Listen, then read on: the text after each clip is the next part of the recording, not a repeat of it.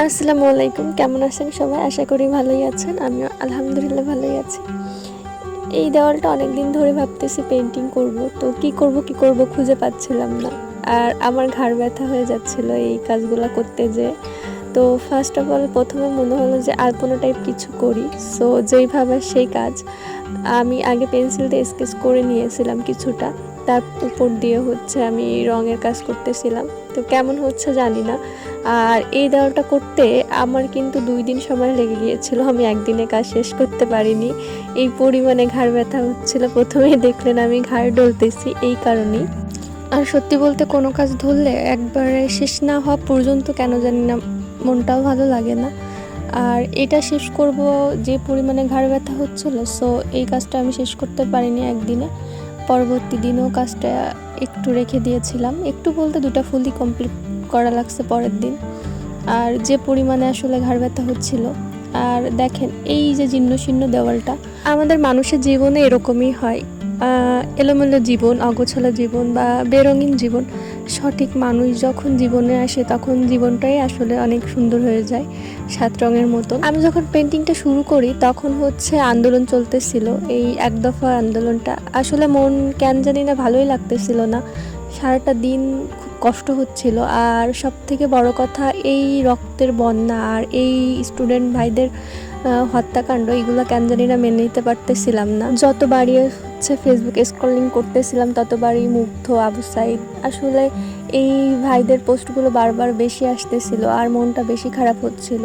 দেখতে দেখতে একটা দিন কেটে গেল, তার পরবর্তী দিন আমি আবার কাজটা শুরু করে দিয়েছি। এই দিনটাই আসলে বিজয় উল্লাসের দিন আর আমার কাজটা আসলে শেষের দিন।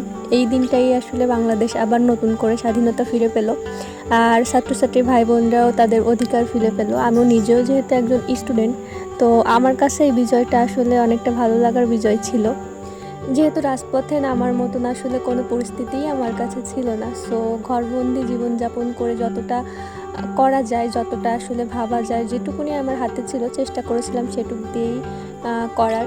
আর দ্বিতীয়ত মন খারাপ এই জন্যই হচ্ছিল, যখনই আসলে দেশটা স্বাধীন হলো তারপরেই শুরু হলো লুটপাট, মারামারি, হত্যাকাণ্ড। সত্যি বলতে কোনো দলই আমার পছন্দ না, না আওয়ামী লীগ না বিএনপি। আমার কাছে কেন জানি না মনে হয় দেশটা আসলে ইসলামিক শাসন কায়েম হলেই হয়তো সব থেকে বেশি ভালো হবে। যে এখন আর আশা করি টাকা দিয়ে চাকরিতে কারো ঢোকা লাগবে না, কেউ আর ঘরে বসে থাকবে না, যে যার যোগ্যতা আশা করি কোনো কর্ম যোগ দিতে পারবে। সরকার যেই আসুক সেইটা নিয়ে আসলে মাথা ব্যথা নেই। মাথা ব্যথা একটা জিনিস, দেশটা যেন ভালো হয় আর দেশটা যেন ভালোভাবে চলে।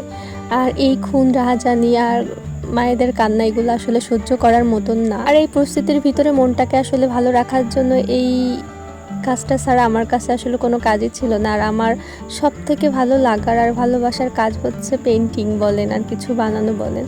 যেহেতু আমার কাছে মনে হচ্ছিল যে আমি নিজেকে একটু ব্যস্ত রাখবো, তাহলে হয়তো এই জিনিসগুলো থেকে মাথাটা একটু বের করতে পারবো। সো যেইভাবে সেই কাজ ফাইনালি করে ফেললাম এই পেন্টিংটা। আর বোর্ডের এইখানটা যে পরিমাণে ময়লা ছিল, আর এটা ঢাকার জন্যই আসলে মূলত পেন্টিংটা করা।